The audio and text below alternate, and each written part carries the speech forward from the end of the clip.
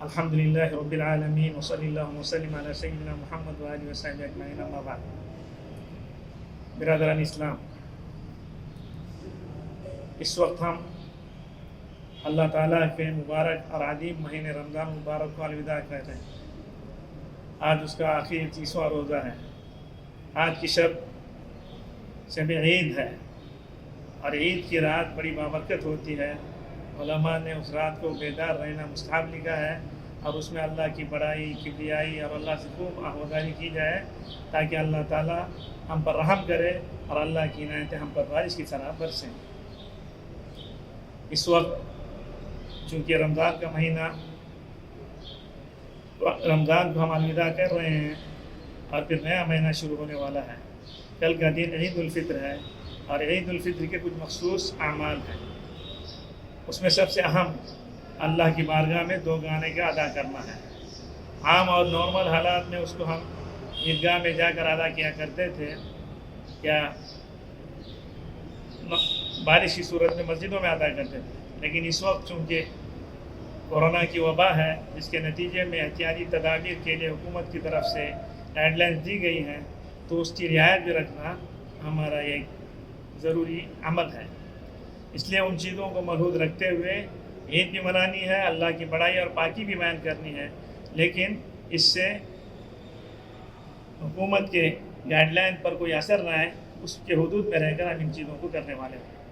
اس لیے آپ حضرات سے درخواست کی جاتی ہے کہ عید کی 2 گانا اپنے اپنے محلوں میں آپ ادا کریں، اور خوب سے خوب اللہ سے رو دھو کر اللہ سے مانگیں، خصوصاً اس عذاب اور اس وبا سے نجات کے لیے اللہ سے دعا کی جائے، بار بار دعا کی جائے، توبہ استغفار کثرت سے کی جائے کہ اللہ تعالیٰ کو ہم پر رحم آئے، اور اللہ تعالیٰ جلد از جلد اس عذاب سے اور اس وبا سے پوری انسانیت کو نجات دے دیں۔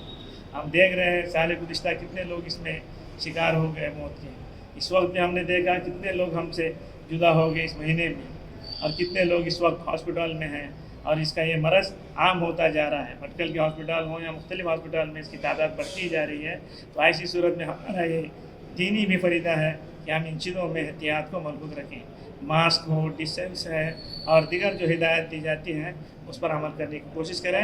اللہ تعالیٰ ہم سب کے لیے عید مبارک فرمائیں۔ میں آپ کو اس موقع پر مبارکباد پیش کرتا ہوں، اور اللہ کا شکر بھی ادا کریں کہ اللہ تعالیٰ نے ہمیں پورے مہینے کے روزوں کی سعادت نصیب فرمائی، اور اللہ کا شکر بجا لائیں، اور اگلی زندگی ہماری اللہ کے حکموں کے مطابق ہو، اس کے لیے اللہ سے توفیق بھی مانگیں، اور اللہ سے خوب دعائیں بھی کریں، استغفار اور توبہ کو لازم رکھیں۔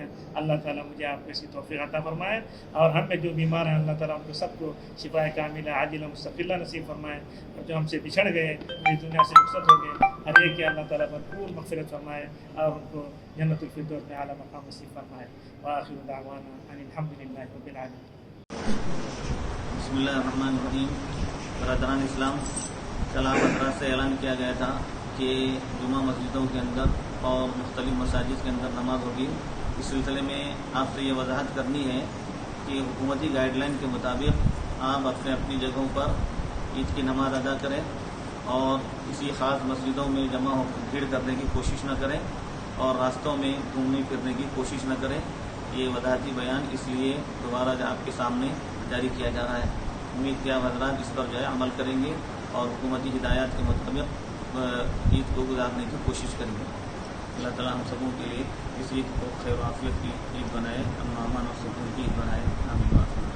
ہم سے جڑے رہنے کے لیے ہمارے چینل فکر و خبر ٹی وی کو سبسکرائب کریں، ویڈیو کو لائک اور شیئر کریں۔ مزید خبروں کے لیے لاگ ان کریں فکروخبر.com۔